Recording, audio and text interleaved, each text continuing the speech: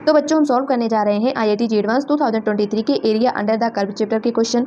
तो यहाँ पे ये क्वेश्चन हमारा देखने में बहुत बड़ा लग रहा है, लेकिन ये क्वेश्चन हमारा सबसे इजी है। इसको सॉल्व करके देखते हैं। इसमें कह रहा है कि let n greater than equal to 2 be are natural number and f function हमारा f जो है 0 से 1 में डिफाइन है और fx इज इक्वल टू में इतना बड़ा सा फंक्शन दिया हुआ है। आगे कह रहा है कि if n is the such that the area of the region bounded by the curve x is equal to 0, x is equal to 1, y is equal to 0 and y is equal to fx is 4, then the maximum value of the function f। यहाँ पे हमें क्या करना है, हमें यहाँ पे fx is equal to 4 area दी हुई है, तब यहाँ पे हमें क्या करना है, फंक्शन की मैक्सिमम वैल्यू बतानी है। तो यहाँ पे इसको सॉल्व करने के लिए क्या करते हैं, अगर यहाँ पे हमें fx is equal to जो फंक्शन दिया हुआ है इसमें अगर हम क्या करते हैं, यहाँ पे हमारा रेंज जो है 0 से लेके 1/2n तक है। तो यहाँ पे अगर हम इसका ग्राफ बनाएंगे तो यहाँ पे हमारा 0 होगा, यहाँ पे हमारा 1/2n होगा और यहाँ पे हमारा 3/4n होगा और यहाँ पे हमारा 1/n होगा और यहाँ पे हमारा 1 होगा।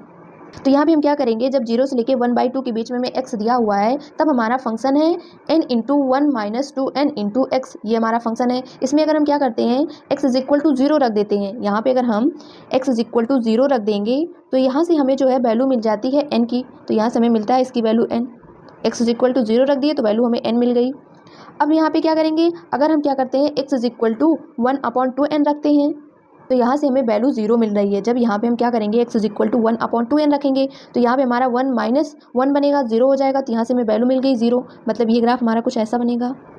जब x की रेंज 0 से लेके 1/2n के बीच में थी तब ग्राफ हमारा ऐसा बन गया। अब अगला हमारा है जब x की वैल्यू 1/2n से लेके 3/4n तक है तब हमारा फंक्शन ये है। इसमें क्या करते हैं, अगर x is equal to 1/2n रखते हैं तो यहाँ पे भी हमें वैल्यू 0 मिल रही है, मतलब हमारा ग्राफ 1/2n से ही स्टार्ट होगा। और अगर हम क्या करते हैं, x की वैल्यू 3/4n रखते हैं यहाँ पे तो यहाँ पे हमें वैल्यू फिर से n मिल रही है। जब x इज इक्वल टू यहाँ पे हम 3/4n रखेंगे तो यहाँ पे हमारा वैल्यू मिल रही है n, मतलब यहाँ पे हमें वैल्यू मिल रही है।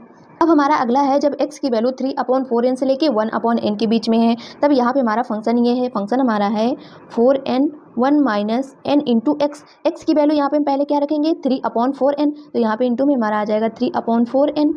तो यहाँ पे इसको सॉल्व करेंगे तो हमारा 4 अंदर मल्टीप्लाई कर देंगे तो यहाँ पे हमारा आ जाएगा 4n माइनस, यहाँ पे आएगा तो 4n से 4n कैंसिल हो जाएगा, केवल बचेगा 3n। तो यहाँ से हमें वैल्यू मिल गई n। तो जब यहाँ पे हमने x is equal to 3/4n रखा तो y की वैल्यू यहाँ पे हमें n मिल गई, मतलब यहाँ पे हमारा ग्राफ n से स्टार्ट होगा। तो यहाँ पे अगर हम क्या करते हैं, x की वैल्यू 1/n रख देते हैं इस फंक्शन में। जब x की वैल्यू 1/n रखेंगे तो यहाँ पे भी हमें इसकी वैल्यू 0 मिल रही है, मतलब फिर ग्राफ हमारा कुछ ऐसा बन जाएगा। तो हमारा अगला है जब x की वैल्यू 1/n से लेके 1 के बीच में है तो यहाँ पे हमारा फंक्शन ये है। अगर इसमें हम क्या करते हैं, x is equal to 1/n रखते हैं तो हमें वैल्यू 0 मिल रही है, तो मतलब ग्राफ हमारा यहीं से स्टार्ट होगा। अगला हमारा है जब x की वैल्यू हम यहाँ पे 1 रख देते हैं, x की वैल्यू 1 रख देंगे तो यहाँ से हमें वैल्यू फिर से n मिल रही है, मतलब हमारा ग्राफ फिर n पे जाएगा। तो ये बन गया हमारा ग्राफ।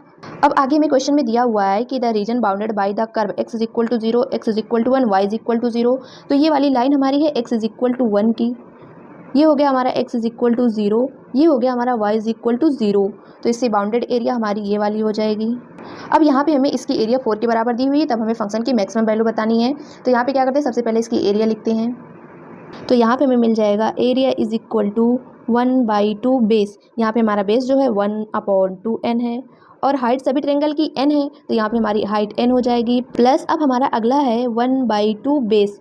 अगर यहाँ पे हम बेस निकालें तो ये अब हमारा बड़ा वाला ट्रेंगल आ गया, इसका बेस निकालेंगे तो भी हमें 1/2n के बराबर ही मिलेगा। इसके बीच की डिस्टेंस निकालेंगे तो 1/2n के बराबर ही मिलेगी। तो यहाँ पे हमारा आ जाएगा 1/2n और हमारा हाइट जो होगा n ही रहेगी। प्लस अगला हमारा आ जाएगा 1/2 इंटू बेस। अब यहाँ पे हमारा आ गया बेस 1/n से लेके 1 के बीच में हमें डिस्टेंस निकालनी है तो यहाँ पे हमारा आ जाएगा 1 माइनस 1/n। तो यहाँ पे हमारा बेस मिल गया 1 minus 1/n into height, height हमारी n है, इज इक्वल टू हमें 4 के बराबर क्वेश्चन में दिया हुआ है। तो यहाँ पे इसको सॉल्व करेंगे तो यहाँ से हमारा n कैंसिल हो जाएगा, केवल बचेगा 1/4 प्लस यहाँ पे भी हमारा n कैंसिल हो गया 1/4 प्लस यहाँ पे हमारा है n को अंदर मल्टीप्लाई कर देंगे तो हमारा बन जाएगा n/2 और यहाँ पे हमारा आ जाएगा माइनस 1/2 इज इक्वल टू 4। इसको आगे सॉल्व कर लेते हैं तो यहाँ से हमें मिल जाएगा n/2 minus 1/2 plus 1/2 is equal to 4। इन दोनों को सॉल्व किया तो हमारा 1/2 आ गया। अब ये दोनों हमारा कैंसिल हो गया, यहाँ से हमें मिल गया n इज इक्वल टू 2 उधर जाएगा तो 4 × 2 8 बन गया। तो यहाँ से हमें मिल गया n इज इक्वल टू 8। अब यहाँ पे अगर हम देखें हमें फंक्शन की मैक्सिमम वैल्यू पूछा था, तो यहाँ पे हमारा फंक्शन की मैक्सिमम वैल्यू जो है n के बराबर ही है, तो हमारा n का मान जो है वही हमारा फंक्शन की मैक्सिमम वैल्यू होगी। तो यहाँ पे हमारे फंक्शन f की मैक्सिमम वैल्यू जो होगी 8 के बराबर आ जाएगी। तो यही हो गया हमारा आंसर। तो ये क्वेश्चन हमारा जो था बिल्कुल इजी था, बस देखने में बड़ा लग रहा था। तो बड़े क्वेश्चन देख के हमें हमेशा भागना नहीं चाहिए, उसको अच्छे से देख लेना चाहिए, समझ लेना चाहिए, फिर सॉल्व कर देना चाहिए, क्योंकि बड़े क्वेश्चन हमेशा टफ नहीं आते हैं। तो एडवांस में हमेशा टफ क्वेश्चन नहीं आते हैं, ईजी क्वेश्चन भी आते हैं। जैसे ये क्वेश्चन हमारा बिल्कुल ईजी था, तो हमें क्वेश्चन को पहले अच्छे से देखना है, समझना है, फिर सॉल्व करना है। इसके लिए आप लोग को अच्छे से प्रैक्टिस करनी होगी।